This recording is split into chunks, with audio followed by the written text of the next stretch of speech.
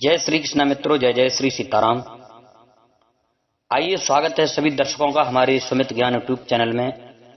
सभी दर्शकों से हमारी तरफ से जय श्री कृष्ण, जय जय श्री सीताराम। दोस्तों, आज आप लोगों के समक्ष एक भगवान के भक्त बाबा नारद की ऐसी कथा मैं सुनाने के लिए जा रहा हूं। आशा करूंगा जिसे सुनकर के आप लोगों को बड़ा हर्ष होगा।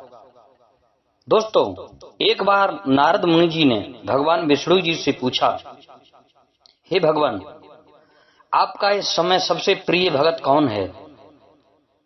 अब विष्णु तो भगवान हैं, सो झट से समझ गए अपने भगत नारद मुनि की बात और मुस्कुराकर बोले, मेरा सबसे प्रिय भगत उस गांव का एक मामूली किसान है। यह सुनकर नारद मुनि जी थोड़ा निराश हुए। फिर से एक प्रश्न किया। ये सुनकर बाबा नारद थोड़े निराश हुए और फिर से एक प्रश्न किया, हे भगवान, आपका बड़ा भगत तो मैं हूं, तो फिर सबसे प्रिय क्यों नहीं? भगवान विष्णु जी ने नारद मुनि जी से कहा, इसका जवाब तो तुम खुद ही दोगे।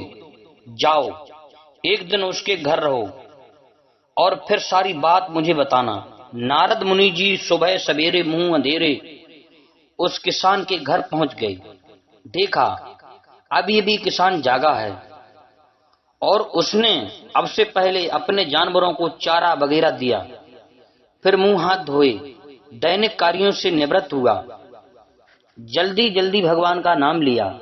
रूखी सूखी रोटी खाकर जल्दी जल्दी अपने खेतों पर चला गया। सारा दिन खेतों में काम किया और शाम को वापस घर आया। जानवरों को अपनी अपनी जगह बांधा, उन्हें चारा पानी डाला, हाथ पांव धोए, कुल्ला किया। फिर थोड़ी देर भगवान का नाम लिया। फिर परिवार के संग बैठकर खाना खाया और कुछ बातें की और फिर सो गया। ये बातें बाबा नारद देख रहे हैं।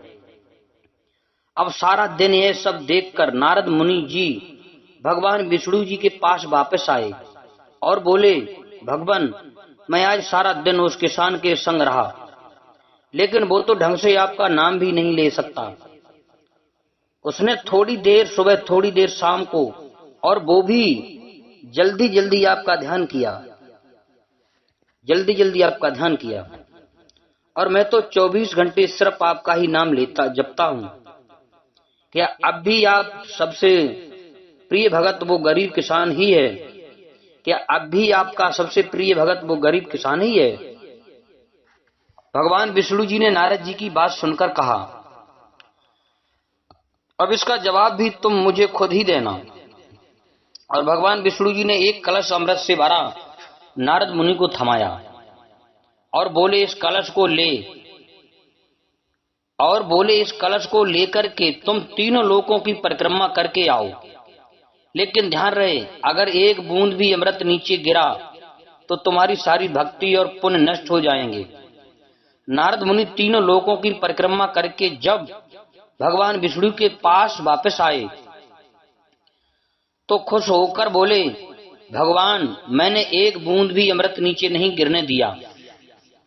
विष्णु ने पूछा, और इस दौरान तुमने मेरा नाम कितनी बार लिया, मेरा स्मरण कितनी बार किया?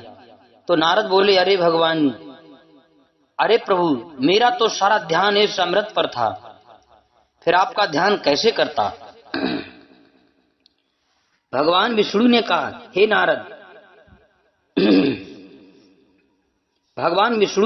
नारद, देखो, उस किसान को वो अपना कर्म करते हुए भी नियमित रूप से मेरा स्मरण करता है, क्योंकि जो अपना कर्म करते हुए भी मेरा जाप करे वो ही मेरा सबसे प्रिय भगत हुआ।